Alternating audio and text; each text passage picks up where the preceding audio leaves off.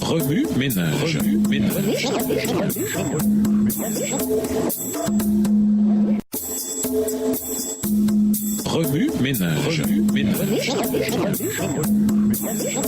Bienvenue à votre émission Remue ménage. Nous voilà à la leçon de jeudi, s'impliquer, le Christ dans toute la Bible. La puissance du Christ qui s'est manifestée sur la croix du Calvaire pour que nous ayons la vie éternelle doit être proclamée au monde. Il faut montrer que l'Ancien Testament, dans ses rites et ses symboles, contient l'Évangile aussi bien que le Nouveau. Celui-ci ne présente pas une religion nouvelle et l'Ancien Testament ne nous en donne pas une qui doive être remplacée par le Nouveau. Le Nouveau Testament est seulement la réalisation et l'explication de l'Ancien. Abel croyait au Christ et il fut sauvé par sa puissance, aussi bien que Pierre et Paul. Enoch était un représentant de Jésus comme Jean, le disciple bien-aimé. Il marcha avec Dieu et il ne fut plus car Dieu le prit, car c'est à lui que fut confié le message de la seconde venue du Sauveur. Enoch, le 7e homme, dit Jude, a prophétisé en ces termes: voici le Seigneur venu avec ses 7 myriades pour exercer un jugement contre tous. Jude, les versets 14 et 15. Le message proclamé par Enoch et son enlèvement au ciel était de nature à convaincre tous ceux qui vivaient à cette époque. Mais Tuchéla et Noé pouvaient se servir de son exemple pour faire comprendre à leurs contemporains d'une manière convaincante que les justes seraient enlevés. Le Dieu qui marchait avec Enoch n'était autre que notre Seigneur et Sauveur Jésus-Christ. Il était alors la lumière du monde aussi bien qu'aujourd'hui. Les gens de cette époque ne manquaient pas d'instructions pour les diriger dans le sentier de la vie, car Noé et Enoch croyaient au Messie. L'évangile est contenu dans les préceptes du Lévitique. Une obéissance implicite aux ordres de Dieu est exigée aujourd'hui comme alors. Comment il est essentiel que nous en comprenions l'importance. On demande souvent pourquoi l'Église est-elle si tiède. La réponse est bien simple. C'est parce que nous nous détournons de la parole de Dieu. Si celle-ci était l'aliment de notre âme, si nous la traitons avec respect et déférence, nous n'aurions pas besoin de tant de témoignages. Les simples déclarations de l'Écriture suffiraient. Ces principes vivants sont les feuilles de l'arbre de vie pour la guérison des nations. La parole du Dieu vivant n'est pas simplement écrite, mais parlée. La Bible est la voix de Dieu qui nous parle, aussi sûrement que si nous pouvions l'entendre de nos oreilles. Si nous comprenions cela, avec quel respect solennel ouvririons-nous la parole de Dieu et avec quelle ferveur sonderions-nous ses préceptes. La lecture et la contemplation des Écritures seraient considérées comme une audience avec l'être infini. Lorsque Satan nous présente ses suggestions, nous pouvons, si nous chérissons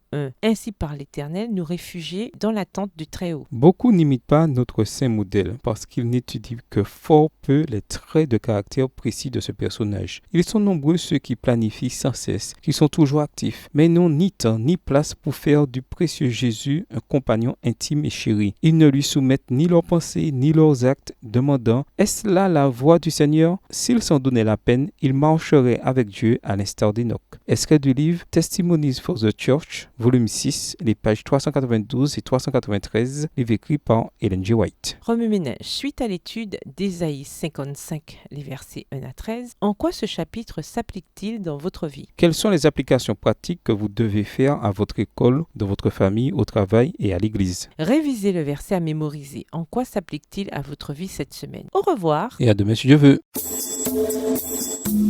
Remue ménage. Remue ménage.